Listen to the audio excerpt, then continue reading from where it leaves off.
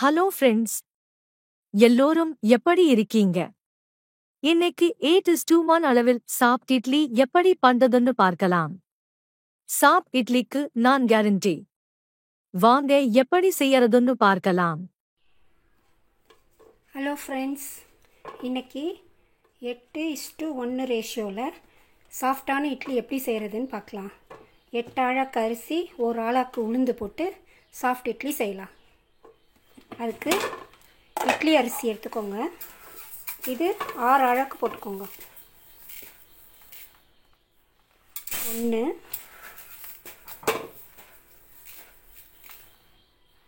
2 3 4 5 6 ஆழாக்கு போட்டுக்கோங்க.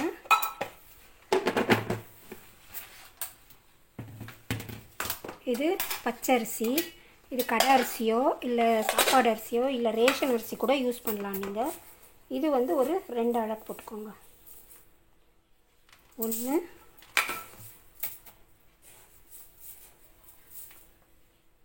2.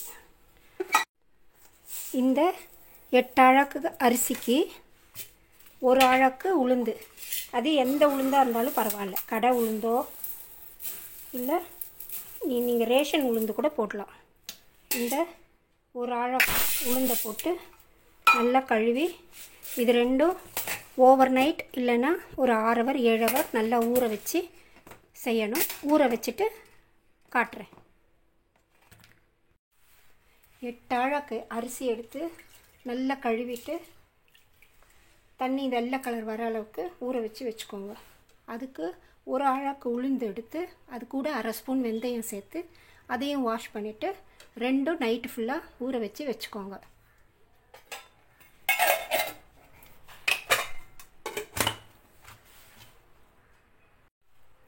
காலையில் இந்த உளுந்தை ஓப்பன் பண்ணிவிட்டு பாருங்கள், நல்லா ஊறி இருக்குது. இந்த தண்ணியை ஃபில்ட்ரு பண்ணிவிட்டு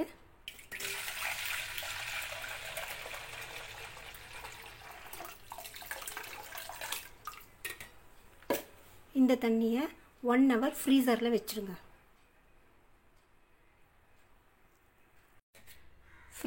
ஃப்ரீசரில் 1 ஹவர் ஊற வச்ச தண்ணியை எடுத்துகிட்டு வந்துட்டேன்.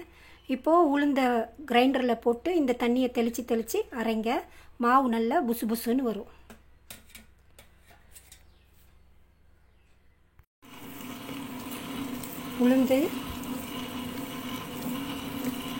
உளுந்து கிரைண்டரில் போட்டாச்சு. ஒரு 5 நிமிஷத்துக்கு இப்படியே ஓட விடுங்க, தண்ணி சேர்க்க வேண்டாம். 5 நிமிஷம் கழிச்சிட்டு அப்புறம் இந்த ஃப்ரீசரில் வச்ச தண்ணியை கொஞ்சம் கொஞ்சமாக தெளித்து அரைங்க. 5 நிமிஷத்துக்கு ஒரு வாட்டி தெளித்து அரைச்சிங்கன்னா மாவு நல்லா புசு புசுன்னு வரும். மூடி போட்டுடுறேன்.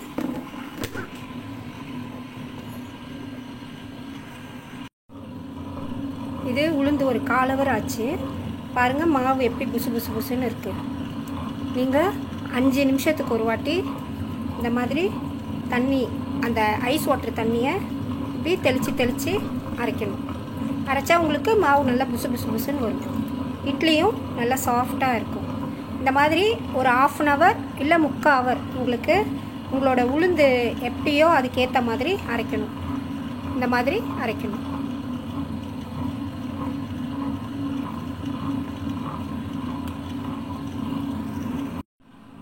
உளுந்து மாவு அரைக்க ஆரம்பிக்கிறதுக்கு முன்னாடி அரிசியில் இருக்கிற இந்த தண்ணியை வடிகட்டி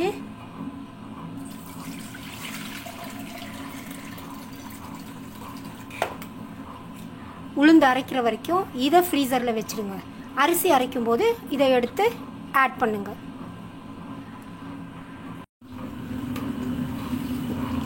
பாருங்கள், உளுந்து மாவு எவ்வளோ புசுன்னு அரைச்சி வந்திருக்கு பாருங்கள். இந்த மாதிரி அரைக்கணும். எனக்கு இதுக்கு 45 மினிட்ஸ் ஆச்சு. அந்த ஃப்ரீசர் தண்ணியை தெளித்து அரைச்சேன். இப்போ இந்த உளுந்தை எடுத்துடலாம்.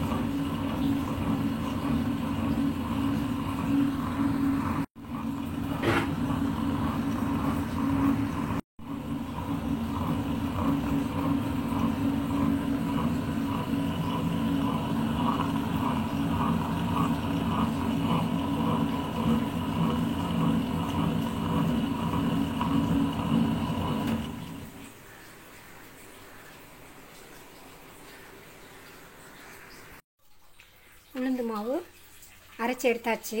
ஒரு ஆழாக்குக்கு எவ்வளோ வந்திருக்கு பாருங்கள். இப்போது இது அரிசி அரைக்கிற வரைக்கும் இதை மூடி போட்டு ஃப்ரிட்ஜில் வச்சுடுங்க. அரிசி அரைச்சப்புறம் எடுத்துக்கலாம். இப்போது இது அரிசி அரைக்கிறதுக்கு இது வந்து ஃப்ரீசரில் வச்சோம் இல்லையா, உளுந்து அரைக்கும் போது அந்த தண்ணியை எடுத்துகிட்டு வந்துடுங்க. இப்போ இந்த தண்ணி ஊற்றி ஊற்றி இதை அரைங்க. கிரைண்டரில் அரிசி போட்டாச்சு. அந்த ஃப்ரீசரில் வச்ச தண்ணியை தேவையான அளவுக்கு ஊற்றிக்கிட்டு அரிசியை தூணா போல் போட்டு நல்லா கொரப்பாக அரைச்சி எடுங்க. அப்பப்போ நடுவில் அந்த ஃப்ரீசரில் வச்ச தண்ணியை சேர்த்துக்கோங்க.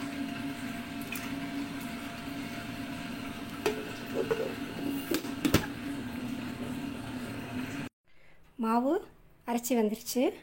இந்த பக்குவத்துக்கு எடுத்துக்கோங்க. ரொம்ப நைஸாகவும் இல்லாமல் ரொம்ப கொரப்பாகவும் இல்லாமல் இந்த மாதிரி அரைச்சி எடுத்துக்கோங்க.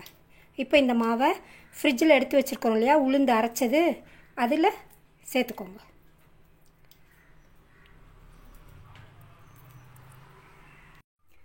மாவு அரைச்சி எடுத்துகிட்டு வந்தாச்சு. இப்போது இதை நல்லா கை போட்டு கலரி பெசரி எடுத்து வச்சுக்கோங்க.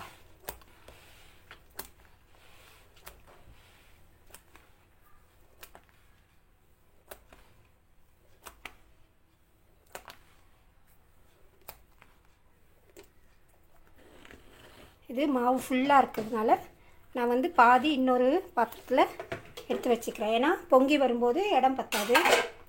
அதால் நான் நாளைக்கு காலையிலக்கு கொஞ்சம் இதில் எடுத்து வச்சுக்கிறேன்.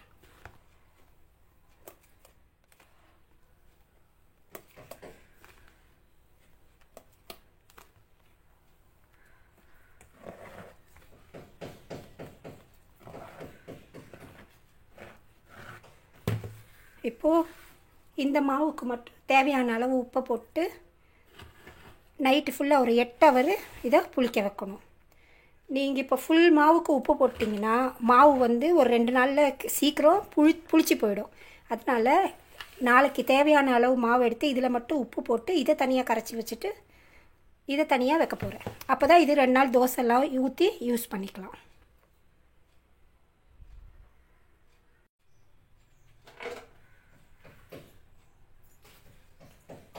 மாவு ரெடி ஆயிடுச்சு. இதை மூடி போட்டு 8 ஹவர் புளிக்க வச்சுக்கோங்க.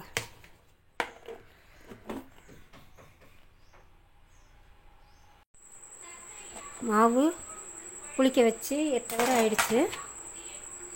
எப்படி நல்லா பொங்கி வந்திருக்கு பாருங்கள். இப்போது இதை எடுத்து ஃப்ரிட்ஜில் வச்சிடுறேன். இதில் வந்து நம்ம இட்லி ஊற்றலாம் வாங்க.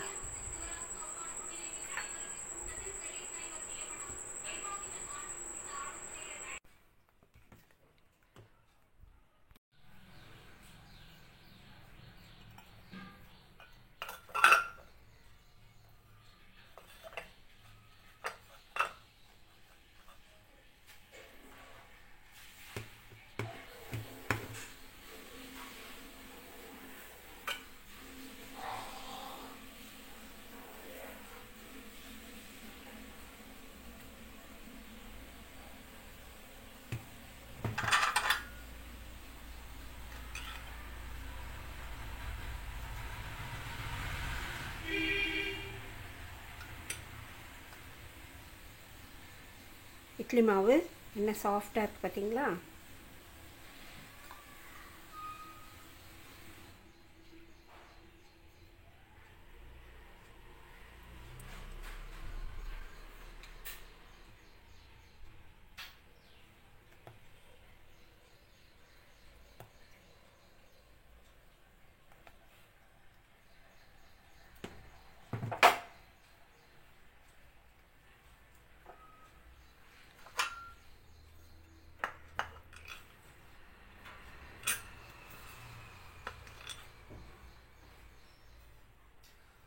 இட்லி ஊற்றியாச்சு.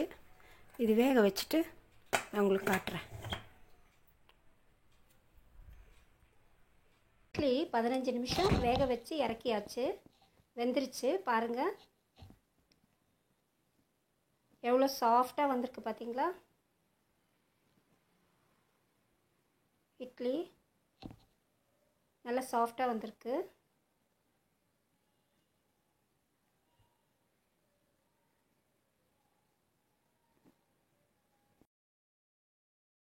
இந்த இட்லியை எடுத்துட்டு நான் உங்களுக்கு காட்டுறேன். சாஃப்டான இட்லி ரெடி ஆகிடுச்சு. எவ்வளோ சாஃப்டாக இருக்குது பாருங்கள்.